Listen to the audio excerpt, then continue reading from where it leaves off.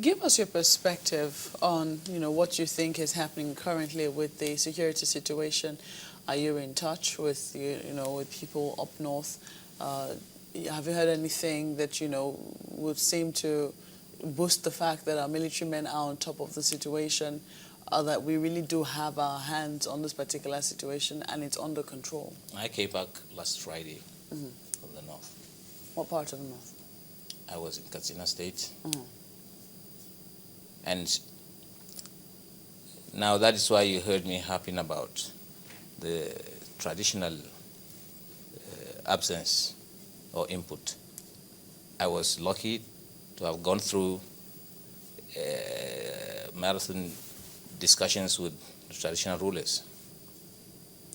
Now, without mentioning names, you can feel that emptiness of their contributions, being allowed to contribute. They are not even taken seriously any longer.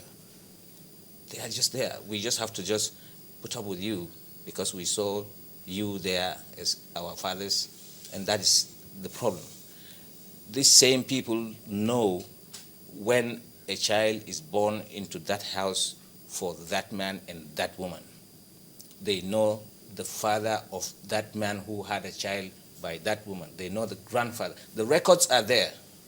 Now, if you even want to know and get your fingers on security situations, for example, it's easy for you to liaise with these people, but having given them that confidence that they are valuable. But now they are now made to understand they are not even valuable. Well, now, when you talk about why do you nobody is talking, Yes. nobody is giving us information, why should I give you information when I'm not even recognized by you? Why do they get that sense? Now, because after that, just a moment, sir. I'm coming. Let me just drop there.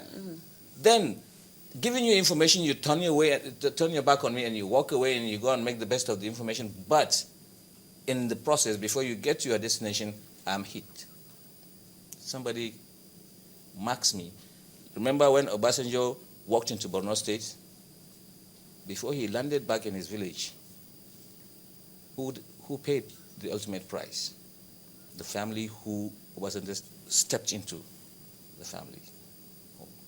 So now, yes, I'm a patriotic person. I want Nigeria to be, preferably with me alive. Preferably to my wife, my kids, still alive. What if they come and wipe me and my wife and my kids? So you don't consider that, and then you still talk about trying to move the country forward, trying to secure this country. How would you succeed? It's very difficult to, to understand where this perspective is coming from, in the sense that we keep seeing meetings of, people in levels of authority, political authority, meeting with traditional rulers. Many times we've seen those visuals or those clips on television, and they're being told, you can help us out here, we're trusting in you to do this. Are you saying that there is a huge disconnect from those meetings that they hold and what actually transpires on the ground? If that is also the case, how is it that they have not been able to raise their own concerns by themselves, if that is how they feel? Disconnect is one way of putting it, but now let's flash back. Who pushed the Nigerian government to announce that they have eliminated Shekau when they announced it to the world? How many days ago now Shekau is out with a 27 minutes video clip of telling them that he did the deed in Abuja? So now, what impression do you want me to have of that security outfit called the army or the police or the SSS? How do you want me to be confident? But isn't it a catch-22 situation here? Because for who? If we don't, for us, if we don't give information, it explodes. If you give information, you're at risk. So what do we do in this circumstance? You see, we do our prayers hoping that there is a heaven and there is a God, and at the end of the day, we end up in heaven. But if we don't have that psychological and spiritual connect, we say, no, I created myself. I wished to be born and I was born. And when I want to die, then I will tell myself, die. and then that's the end of it. So everybody wants to go so to now, heaven, nobody can you wants to afford die. to be in that situation? You can't. You just have to link up to that spiritual level. But your youth body, Arewa Youth Consultative Forum, I'm happy you just came back from the north.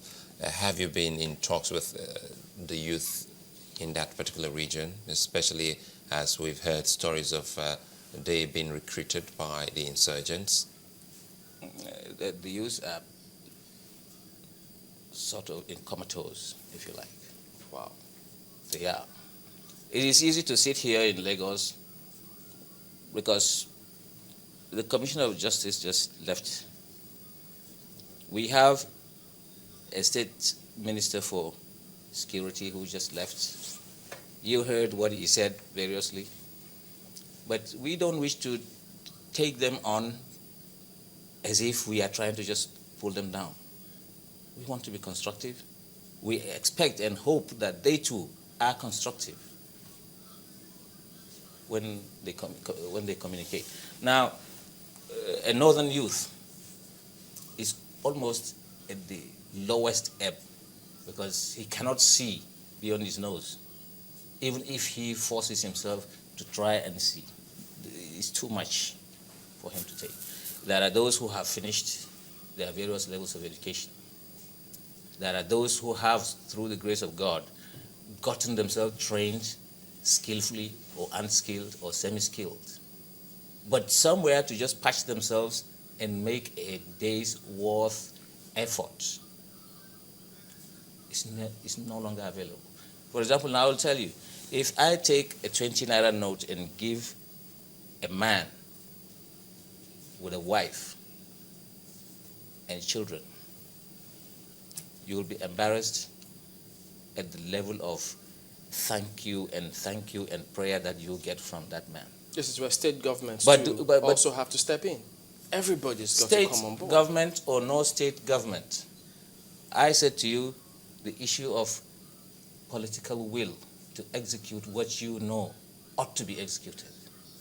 You think that is lacking? That is lacking from top to bottom. If it is the president, right to the last man who is probably the councillor. And then you go into the civil service, the same goes. The civil service man comes, he goes into the ministry in the morning, not thinking of what do I do with my office to enhance the general public, but what side attraction will it come my way so that I pocket something before I close today, so that I go and... Oh dear. So you see, this is the situation we have. It is far, far better in the south. And the sad thing that I discovered, in the north now, there is this feeling that the southerners despise the north, anything north. And you see, nobody is even paying any attention to that. Once the psychological situation gets the better side of a people, that's a bad it makes feeling. them to recoil.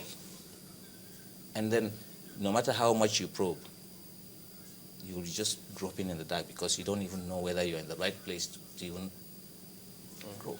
Well, they need to do something about that because that's not true. So it's a perception which they all need to work. We all need to work at correcting that. Well, I have to thank you for coming on today. Ahmed Salaman is the National General Secretary of the Arewa Youth Consultative Forum today on Sunrise Daily. Thank you. Okay, well, that's it today on the program. We thank you all for watching. Hold on, just a minute. We'll see you next time.